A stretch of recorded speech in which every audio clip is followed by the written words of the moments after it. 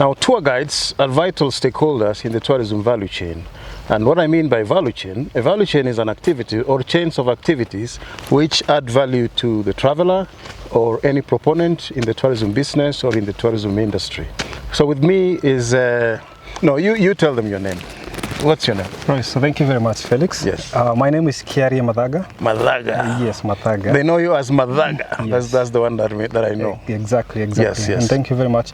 It is a pleasure joining you today. Yes. And yeah, I've been a guide for, this is the 13th year. That's good. Or they normally say it is over a decade. Over a decade in tour guiding. Over a decade in tour guiding. So you guide in Kenya and also in other East African countries as well? No, it is only in Kenya. Yeah. Okay. Yeah, so far it's only in Kenya. Okay. Yes. Now tell me, as a guide who has been guiding in Kenya, and I hope you've traversed, or I know you have traversed many tourism destinations in Kenya. Now tell me, the level of tour guiding in this country, do you think we are improving, or do you think we are going down, the level is going down, or do we need to up our game in comparison to other destinations such as South Africa, such as Tanzania, such as Uganda, and also Rwanda? What do you think? Right, so yeah, I think Kenya has one of the best tour guides. We get guides who are like of international level. Yeah. We get local guides, and we get national level or regional level. Yeah. And I think there was a time that we had a good quality guides. Yeah. And I think now, if I look at the trend, what is happening is that the standard of guiding are going down. So it is going down? It's going down, yeah. Currently that is? Currently that is, yeah. Okay. Yes. That's a sad state of affairs. Yeah, it is a sad state of affair. Okay. But again, it is not a sad state of affair. It is something that we can work on. Okay. So majority of tour guides in this country are majority of them are safari guides and driver guides, to be exact. So you've said that the level of tour guiding or the standards are going down according to you. Yes. Would you point out some areas where you think we need improvement? Is it training? Is it customer service? Whatever, you tell me. So the training comprises of a lot of things. Yes. Because as a tour guide, you have to be knowledgeable about wildlife, about your environment. But most importantly, it is ethics. It is how you relate with other people. Yes. How you relate with people who you are guiding. And I think it narrows down to customer service. Customer service. Customer service, yeah. And in customer service, I think that is where we are going wrong. Because today, you get, there's no demand for a lot of information as tour guide, because there's a lot of information online. Sources online and all that, yeah. So if I tell you something, you can go and verify. Yeah. But how I'll handle you, yes, you cannot go and verify how I handled you. Yeah, because that is the impression that the tourists will have. Yes.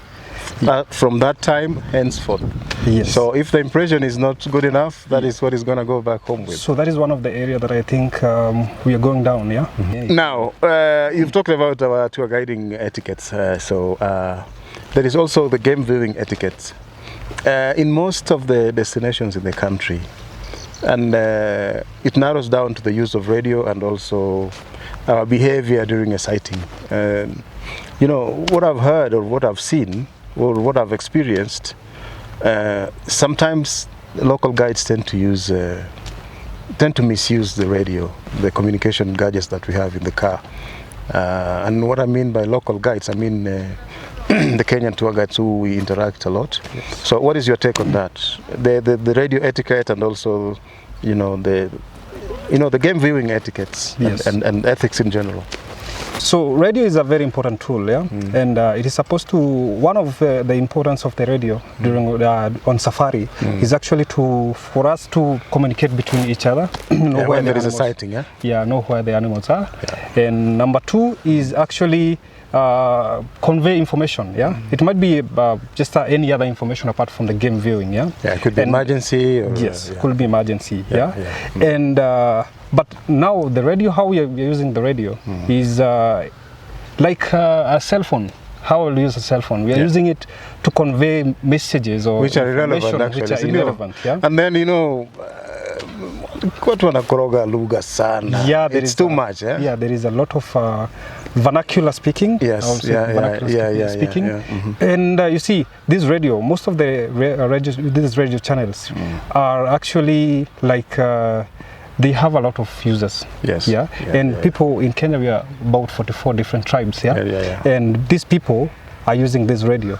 And if it is useful information and you're supposed to use this tool as a useful information for the entire community, of guiding community, then using vernacular languages is not one of the best things to do. So that is one of our failures. One of the failures. Number two. And we need to admit that, right? Yes. Number two, I'm aware of what happens in some of the private conservancies using the radio. The radio is supposed to organize game viewing experience into a very unique or peaceful manner. Manner. And but here we're using the radios against that. And I think. What about our etiquettes, during the game viewing itself? Do you think we are suffocating the mammals when we follow them too much, or Ikotusao is just fine like that? I think we are somehow suffocating them, but we cannot tell. In some of the places, in some of the national parks, national reserves, and conservancies, it is like these animals have accepted the crowd or a lot of vehicles around them. Yeah, they have become habituated. To a point that we can no longer actually get their feeling. So like, for example, you get to a national park and there is like 50 vehicles around, and this lion is just passing through the vehicles. We don't know. We actually talk about they're used to. They're used to, which is okay. Even though they may be used to, they may be habituated to humans or those objects that they see. But I think that we still stress them when we drive too close to them, and then when we follow them. The moment that you get too close to a wild animal, it's no longer going to be behaving in its natural behavior. It's going to be responding to you. So already you have altered the animal's behavior. And we've seen actually some of these behaviors. I mean some of this interaction, close interaction with human beings, animals, wildlife, and human beings have they cause something. They are contradicted. They don't really know where they belong. And sometimes we might behave in a way that they will not excite them or they not please them, and that's when we get these accidents of. So, Mr. Kiarie, what advice would you give ourselves? Like, we are the people. We are the ones who mess, and we are the ones who can rectify. So, what would you say? What advice would you give ourselves? Like us, what do we do? I think the solution lies between us. It is us to regulate ourselves. It is us to actually, when we're using these gadgets, in the vehicles, and it is not only the radios, even the phones. The cell phones. That is another devil in the house. It is something that we have not discussed here. Even the cell phones, So we are supposed to look at them in a way that we can use them without causing a problem to the wildlife and causing a problem to the people who are taking safari. Remember, it is their experience, and remember, these people, the safari people, the clients, the tourists, it is their safari. And remember, these animals, it is their place, their home. So anything we are doing something that is. We have to look at it in a very special manner. I know you must have experienced a lot of things while on tour or while on duty as a tour guide. Maybe experience with wild animals or experience with the guests. So tell me at least two of them. So we are sharing experiences here. Sharing experiences. I haven't heard about you. No, mine. I have so many, but mine will come in a different time because this is now you. True. Sincerely, there is quite a lot of experiences that we come across. Tell me one. Some of them, I think, this one have stuck in my memory since 2014. 2014 or 2015. What happened? So it is about a cheetah. So we got to this particular sighting. We found a cheetah that was feeding on a gazelle. A gazelle, Thompson's gazelle, to be precise. And it was actually a good part of the thighs were actually fed on, and the cheetah was still continuing to eat. But so we are watching at the cheetah, and it was roughly about 10 minutes. And then the spotter tells me that, I think the gazelle is not dead. Yeah, I think the gazelle is not dead. Yeah. So, and because it was at quite a distance, I picked up binoculars and started observing a little bit and see if really that is the case. And I was shocked to actually realize that the gazelle had I'll use this term, a baby. A baby that was. The gazelle was in the process of giving birth when the cheetah caught up with him. Yeah, with her, what I thought is that the cheetah got the gazelle in the process of giving birth. Yeah. Oh man! And because you could see the baby, the baby was half out. But one interesting thing is that this particular cheetah had not touched the baby. Yet. Completely.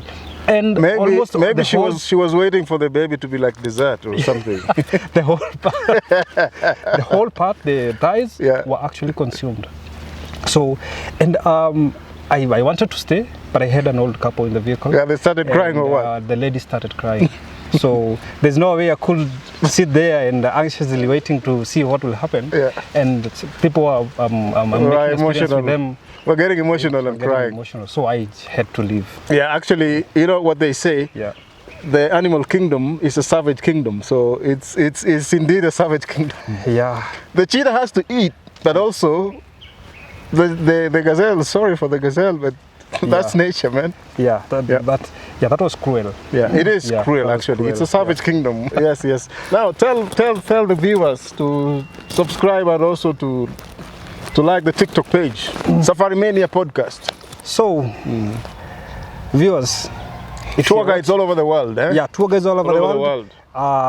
Tourists all over the world. Yes. Clients all over the world. So make sure you subscribe to this channel, because this is just one of the a lot of stories that have been told here, and there is more that are coming. So subscribe to this channel, follow the Instagram page and Safari Mania TikTok. Safari Mania TikTok. TikTok. Sawa.